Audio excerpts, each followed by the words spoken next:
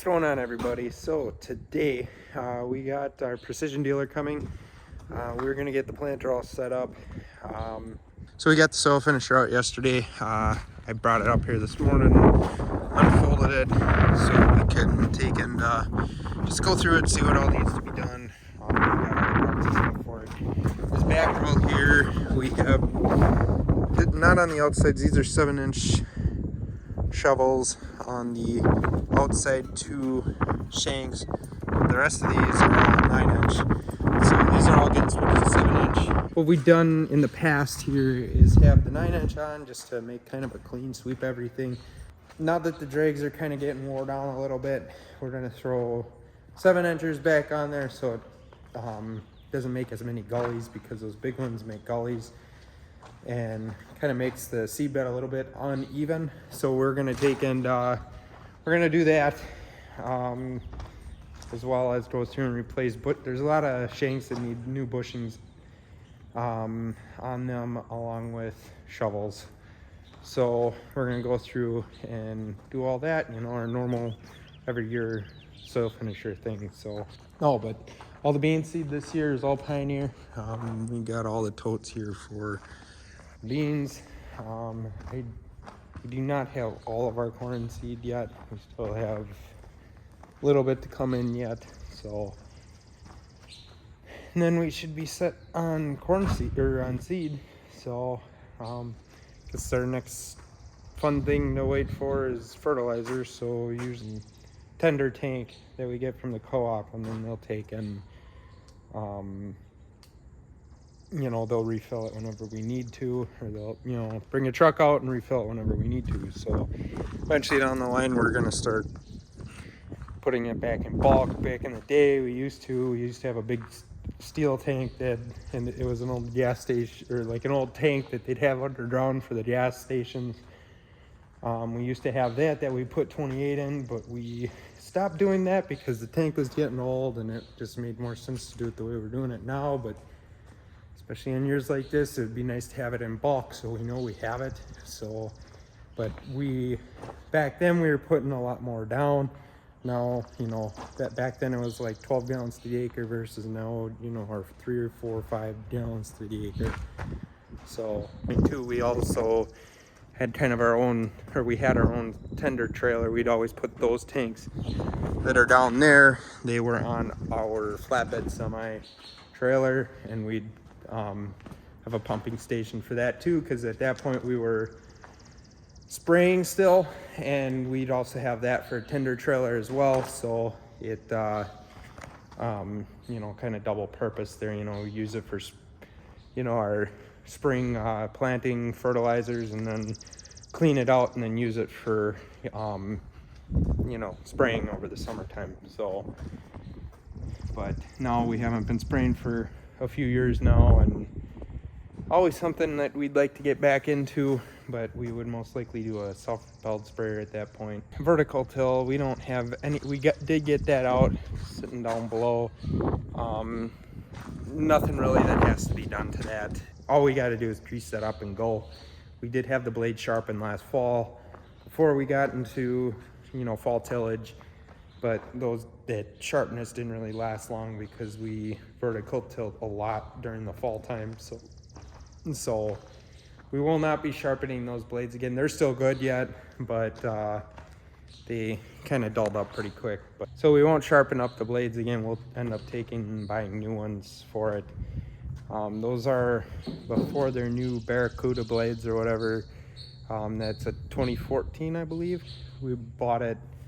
It had very, very few acres ran through it when we bought it. So it's basically a brand new machine. So we're rolling on this planter. Dad's wiring up the air compressor right now, and then just patching up a few things. And yesterday we turned on all the electronics, and we do have one V drive that's not working. We don't know if it's just a bad drive or what it is. They're all new, but you know, sometimes the new things, you know, they don't always work. So, but row 3, there was no power. Was it row 3 or row 2 that the thing wasn't working. Row 3, the V drive wasn't. There's no. They all have little red lights on them, and that was the only one that didn't have a red light on it. So there was nothing wrong with the wiring because we took a box 4 off and threw it on there, and it still ran. So we'll have to. Might be a bad V drive. Who knows? Dad's running the power to the compressor, and he also, we had to run lines up into the cab because we have a clean sweep gauge set up on there for controlling the reveal. Since we don't have the Gen 3 monitor, if we had the Gen 3 monitor we wouldn't need any of that, so that'll all be ran through there. But like I said in previous videos, we weren't able to get that monitor, so yep.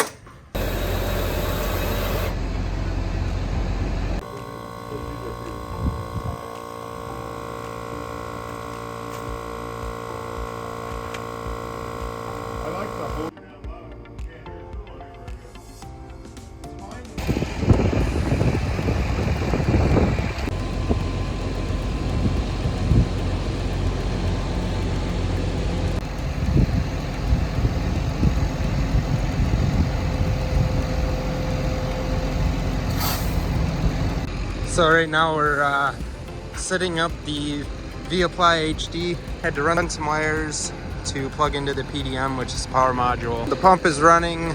We're trying to get the water through the system. We filled the tank up with water, and we are gonna try to send them to the seed farmers.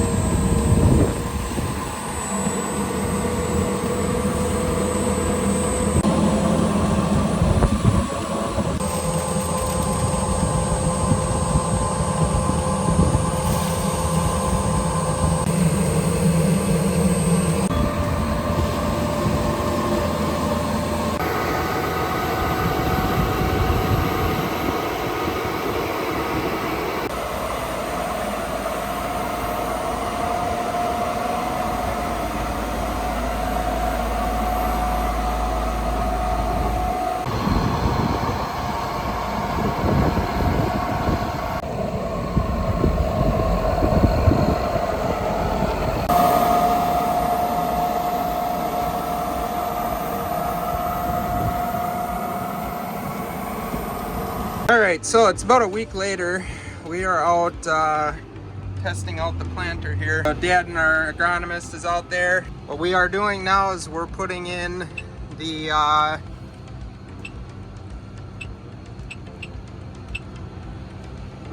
where it stops and starts on the row. So now we're doing the start. We did the stop already, so they're gonna watch behind the planter and see when the meters turn on.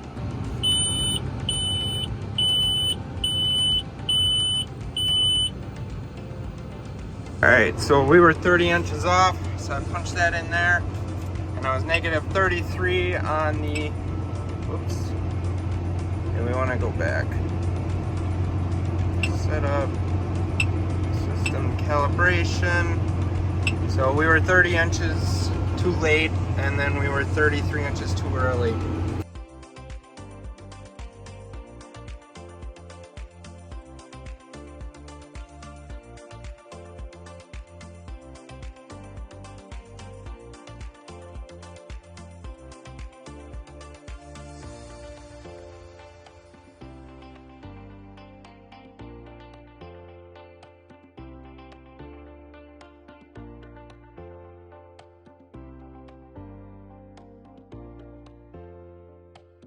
But just kind of give a quick overview on this here. Friday we took it out, got everything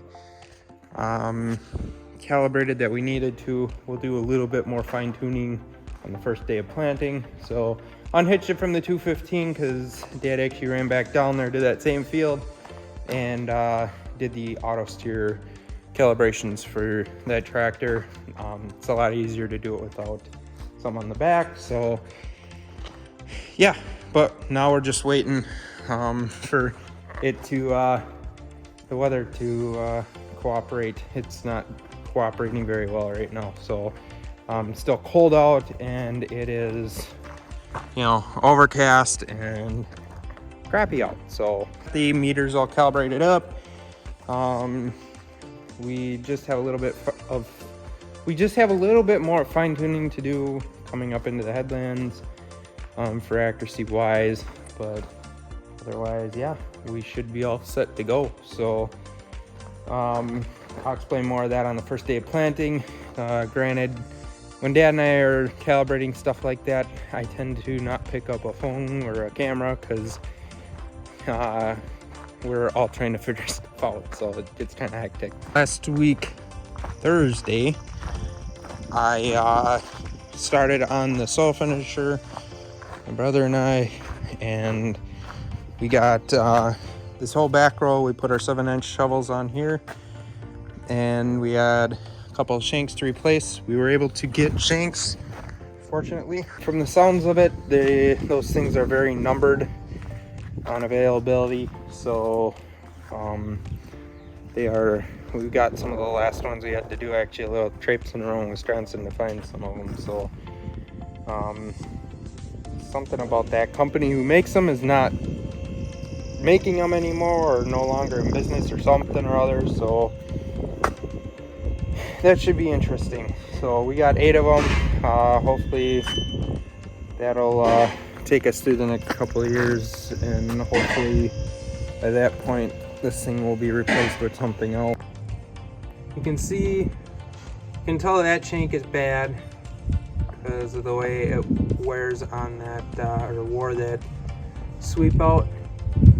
That means that it's too pitched forward. You can see how the rest of these wore, so probably switch that one out there. And then I got 8 of them, so I do want to keep a couple on hand. So I guess we won't use all 8. I probably want to keep 2 or 3 on hand in case one breaks. Alright, so I got a wrench in the socket and a little help, I could say. Got to take this hitch off because it is wearing pretty good. So we're gonna take that off here. Hopefully it's the biggest socket I got. Perfect. So, see what we can do here. Okay. Maybe I might not need the help. Perfect. Just have to lift that up here.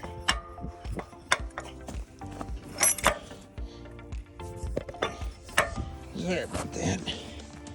Oh, there we go. Okay. So that sumbitch is out of there. Throw that right there. Right there. Alright, so got that on the welding bench. Dad will do his thing with that and fix that up. Alright, so that's gonna wrap up this video. Hope you all enjoyed. I want to give a quick shout out to Kurt Williams and Williams Ag Service, who we bought this planter from and who helped us get it all set up and helped us through the building process. I'm just very pleased with this planter, and we can't wait to get it out in the field here. You know, we did get it out, but we can't wait to start putting crops in the ground. So again, I hope you guys enjoyed the video. Please throw a like and a comment down below. Let me know that you guys are enjoying the videos, and please subscribe if you haven't yet. So thank you, I appreciate it, guys. Catch you in the next one.